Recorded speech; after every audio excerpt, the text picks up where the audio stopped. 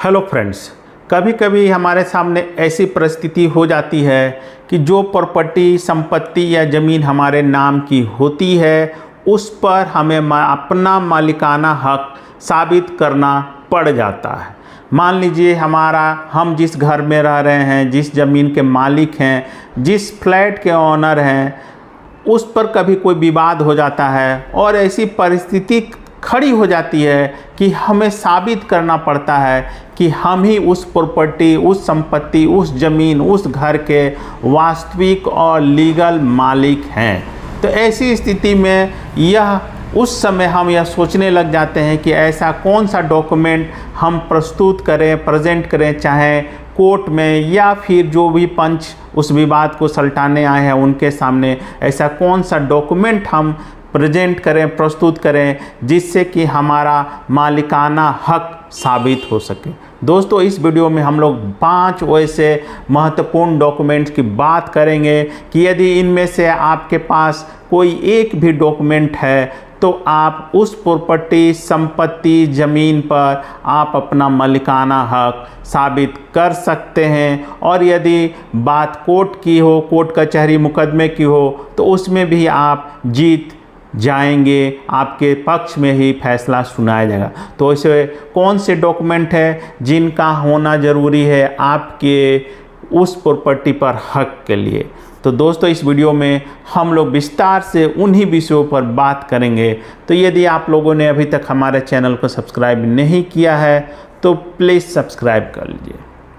दोस्तों, यदि विवाद किसी ज़मीन, घर या फ्लैट को लेकर है, मतलब किसी भी प्रॉपर्टी को लेकर है जिसमें हमें यह साबित करना पड़ जाता है कि हम ही उसके रियल ऑनर हैं, असली मालिक हैं, तो उसके लिए जो डॉक्यूमेंट ज़रूरी हैं, सबसे पहला डॉक्यूमेंट होता है उस प्रॉपर्टी का सेल डीड, मतलब जिसे हम लोग बिक्री पट्टा बोलते हैं। जब भी हम लोग कोई प्रॉपर्टी खरीदते हैं, चाहे हम ज़मीन खरीदें, घर खरीदें या फिर फ्लैट खरीदते हैं, तो उसके लिए सेल डीड का होना अनिवार्य होता है। सेल डीड के थ्रू ही खरीदा जाता है, जिसमें कि बिक्री करने वाले का और ख़रीदने वाले का विस्तार से नाम होता है, उस प्रॉपर्टी का डिटेल होता है, उसकी कीमत होती है, उसका पूरा हिस्ट्री होता है, सारा कुछ उस सेल डीड में लिखा होता है। और सेल डीड सब रजिस्ट्रार के ऑफिस में है। जिस ज़िले की वो प्रॉपर्टी है, उस प्रॉपर्टी के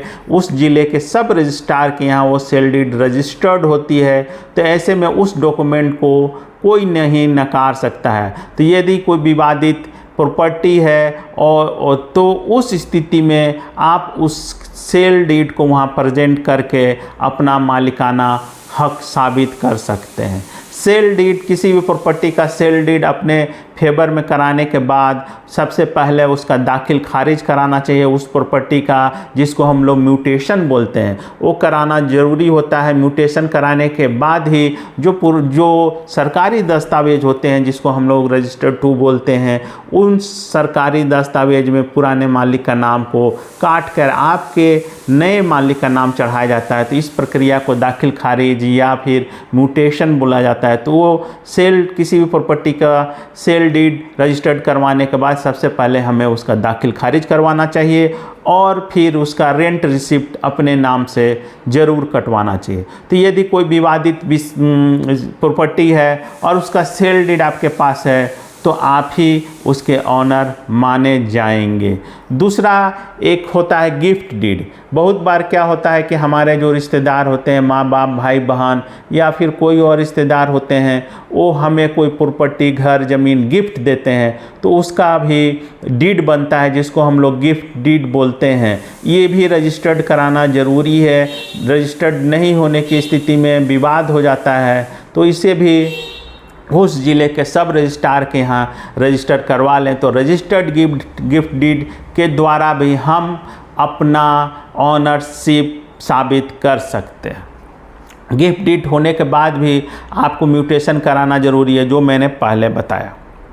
एक और प्रक्रिया है जिसके द्वारा आप अपना मालिकाना हक साबित कर सकते हैं, और वो है आपका पार्टीशन डीड। बहुत बार क्या होता है कि किसी परिवार में 2 भाई 3 भाई होते हैं, उनके बीच विवाद होता है।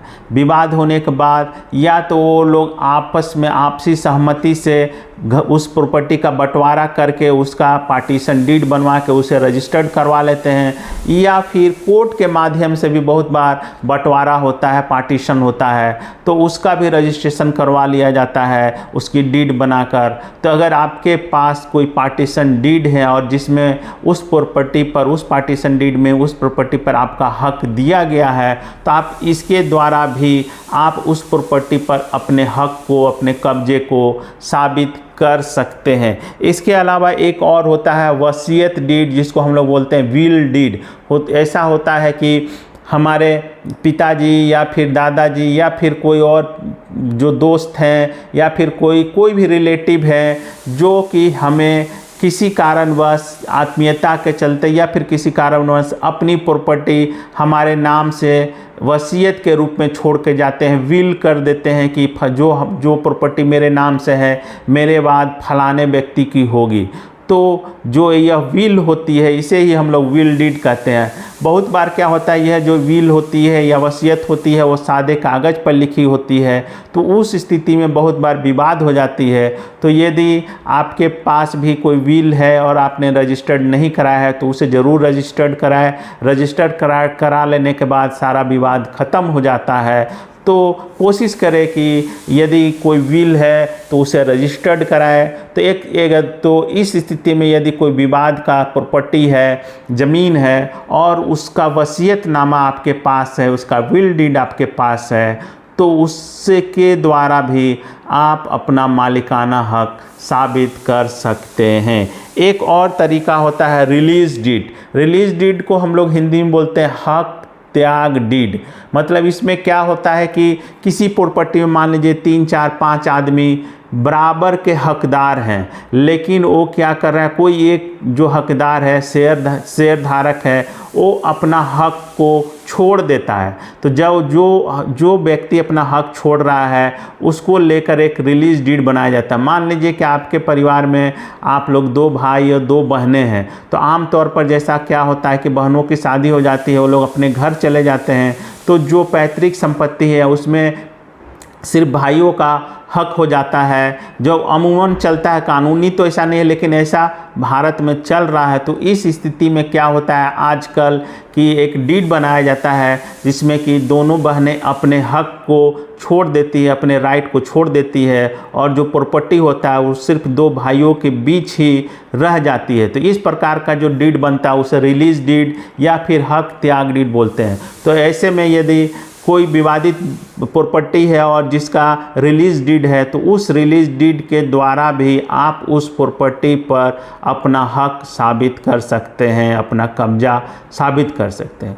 तो दोस्तों, आज के इस वीडियो में मैंने बताया कि यदि कोई प्रॉपर्टी है, कोई ज़मीन, घर है, फ्लैट है और उसमें कोई विवाद हो जाता है, तो आप इन 5 डॉक्यूमेंट में से भी कोई डॉक्यूमेंट यदि आपके पास है तो उसके माध्यम से आप उसका ऑनरशिप साबित कर सकते हैं, अपना मालिकाना हक साबित कर सकते हैं। धन्यवाद दोस्तों।